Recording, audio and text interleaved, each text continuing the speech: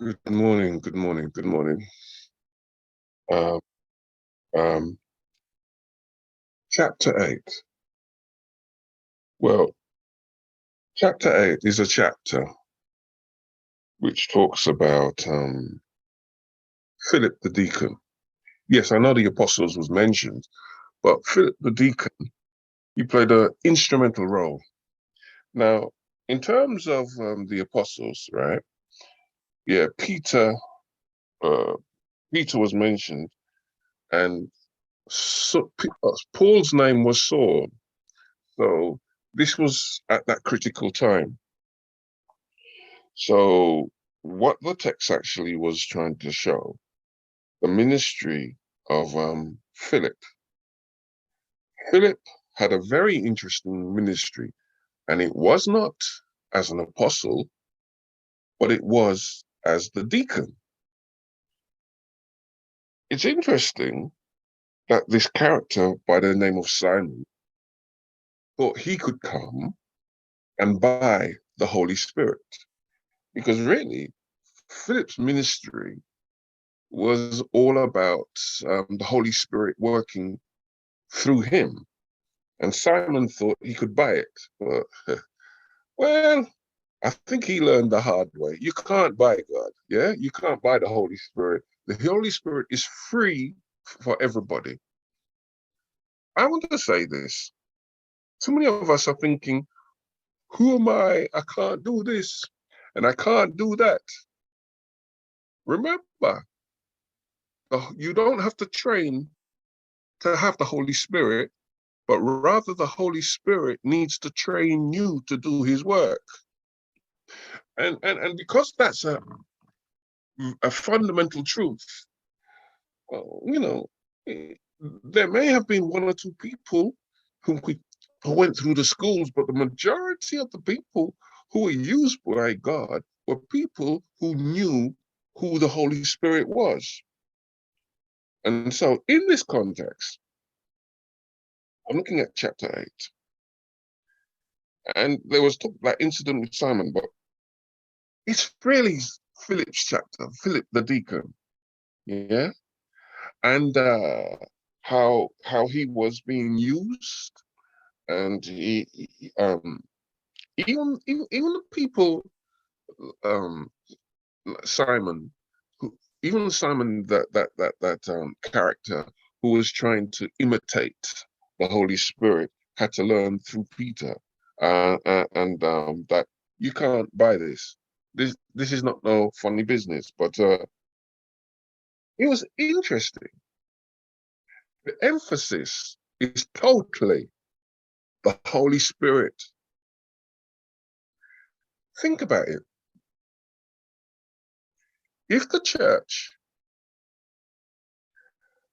emphasized on the Holy Spirit, not on whether you got this PhD or MA or whatever and stuff like that. If we focused on the Holy Spirit and what the Holy Spirit can do, we could become Philips. And ladies, we can become Filipinas if you want to say that. But we can become deacons filled with the Holy Spirit. Now, I think one of the most famous things Philip was famous for was towards the end of the chapter, when there was the Ethiopian who was in the, was it in the desert? And it's interesting in verse 28. Uh, then the Spirit said unto Philip, go near and join thyself to this chariot. Yeah. And Philip went to this chariot, and they saw this Ethiopian trying to read the scriptures of Isaiah. So I think that's is Isaiah. And he's trying to work out what was all this about. But Philip was sent there to explain those scriptures to the Ethiopian. History shows that this is the same line that Queen Candace went to King Solomon years ago. So this Ethiopian was a descendant of the Queen and Candace. I'm not saying they were related, but of the same nation.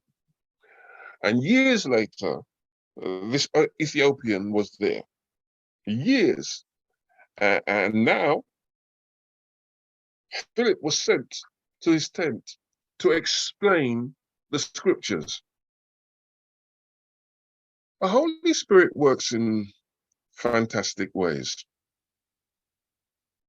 We can't see the Holy Spirit working, but as long as we are led by the Holy Spirit, we will be able to say, oh, this is what the Lord wanted me to do. Now, the text says that after Philip had Bible study, if you want to put it that way, had Bible study with him, Philip, the deacon, baptized this official, Ethiopian official. I wonder, how would we manage it today if Philip the deacon was a member of the Seventh-day Adventist Church? I mean, how many elders would say, oh, no, deacons shouldn't be able to do that.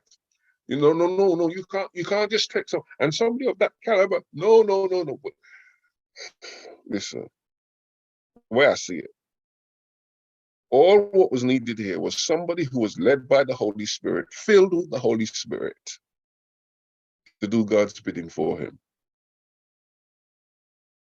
And it's interesting. God is not fussy so much about the material as he is fussy about the heart of the material. And God was able to use him. My last point. Some of us sit down here and say, oh, I am not worthy. The only thing worthy about us is what the Holy Spirit does inside of us. So my brothers and sisters, this morning, just put a smile on your face.